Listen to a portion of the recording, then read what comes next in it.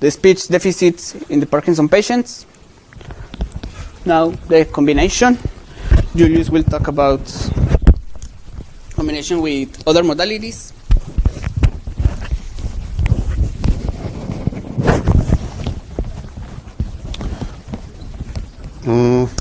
So hello everyone.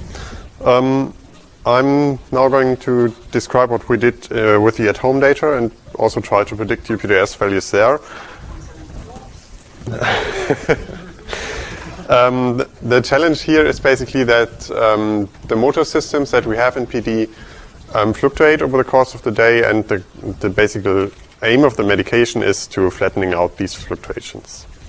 And we've seen that we can train models under controlled conditions estimating this UPDRS. And the question is now, can we observe medication-related responses to this in the at-home data? And the way we're going to do this is that we have, in the controlled conditions here, a data set captured in the clinical environment with UPDRS labels from a neurologist. From that, we'll train a regressor for UPDRS and then apply that to the at-home data set, where we have 7 patients, no UPDRS labels, but a medication plan. And why this is under combination is because what we want to do first with this is train the UPDRS prediction on gait data. So there we have the 30 patients in the multimodal data set. And we took the 40-meter walking task, where the patient is asked to complete 10 meters 4 times with preferred walking speed. And we'll use a parameterization of the raw signals with a total of 166 statistical and frequency domain features. This is mainly because in the at-home data we had problems with the template-based segmentation approach that we used for STRIDE, so we couldn't use the STRIDE features in the at-home data. And if you look at single features from this parameterization, then they also show good correlation to the UPDRS score. So these are all the features. I don't want to go into detail about them too much. And you see the left and right foot here, and on the y-axis the correlation to UPDRS. And you can see that there are groups of features that already correlate quite well with the UPDRS.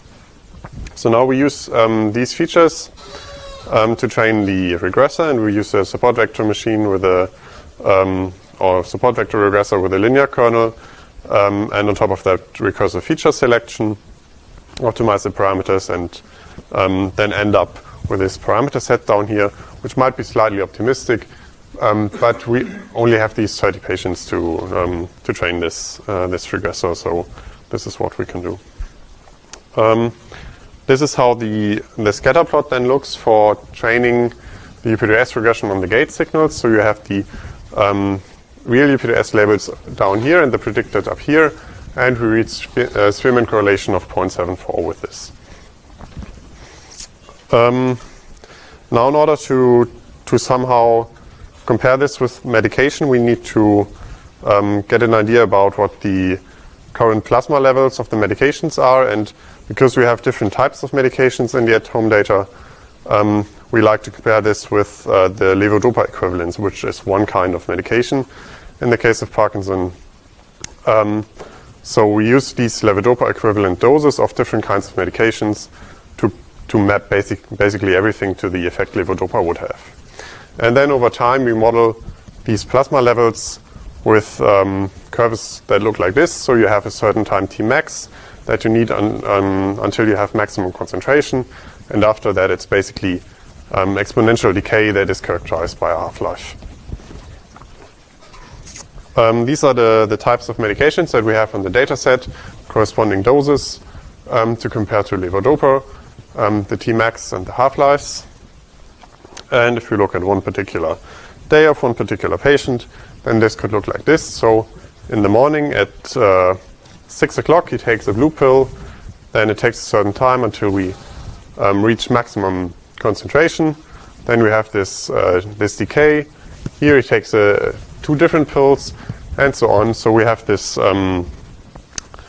this time development of the levodopa equivalent plasma levels, and we color code that in the background in green.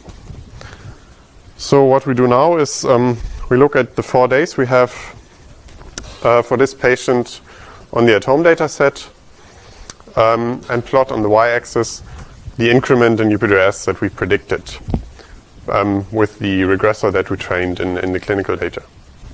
And then we can, for example, see here for the first day that he starts off with 0 because that's the first measurement. That's in a way our baseline. And then as medication kicks in, he starts to decrease the UPDRS values and continues with decreasing UPDRS values over the day. But as the medication wears off here, then the decrease gets a bit slower during the course of the day. And the same can basically be observed on the other days. So here it's a similar picture. So we start off with an increase in UPDRS, a slight increase, and then the medication kicks in and we turn around. Same is true here and here. And we also see that once the medication wears off, so at around 5 p.m., he starts to increase UPDRS values again. So that seems to at least qualitatively correlate with the medication over the day. We can also do that on the same patient, on the same days from speech data. Then the plot looks like this. If I move back and forth, you see the points a bit jumping in the increase. But we also have to keep in mind that what we saw on UPDRS prediction from speech didn't reach this 0.74 correlation that we have on gait, which is due to the fact that gait is more reflected in the UPDRS assessment than speech, as we've seen before. But what we can now do is basically compute a weighted average between the two based on these performance scores that we evaluated on the training data set, and then the picture would look like this. And similar to what we saw in gait, we have this decrease here, and then here again we have a decrease with medication, and then as medication wears off, we have a slight increase again here. And especially here, we have the increase, and then the medication kicks in, and we decrease UPDRS values again. So to conclude this, we can automatically predict UPDRS values in this at-home scenario. And this prediction seems to work best with the gait data, as I already explained. And the results in the UPDRS increments show promising trends regarding the consistency across the different modalities and also with these levodopa equivalent plasma levels. And now I'll hand over